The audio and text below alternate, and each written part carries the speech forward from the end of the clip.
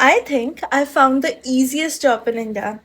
I want to be a prime minister. Not because I have a vision or not because I have solutions to all the problems, just because the performance review seems optional. Every few days, another exam controversy, another paper leak, another lakhs of students wondering whether merit still matters. Students are asking for one thing accountability. And what do they get? Birthday wishes, photo ops, PR. At this point, accountability feels like the only subject that has been permanently removed from the syllabus. And here's the part that really gets me. Sonam Wangchuk, an educational reformer, a scientist who has spent decades talking about better learning, is now just sitting on an indefinite hunger strike at Jantar Mantar demanding accountability in an examination system. Imagine that. A citizen is willing to stop eating, the government seems willingly to stop listening. Tone deaf is the word. The students aren't asking for miracles.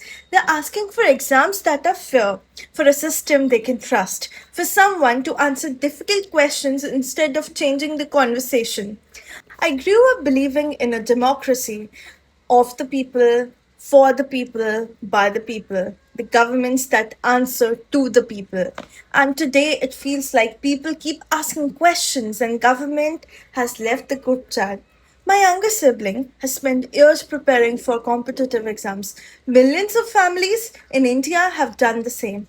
So when people ask, why is there brain drain? Maybe ask a different question. Why are so many young Indians losing faith that hard work alone is enough in India?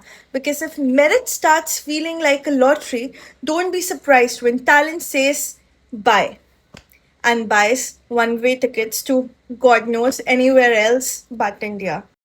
Indian lives and Indian voices matter. This is the Indian youth.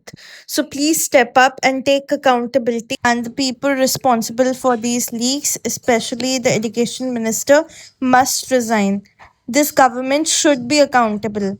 And the celebs who are silent during this difficult phase of Indian lives, shame on you.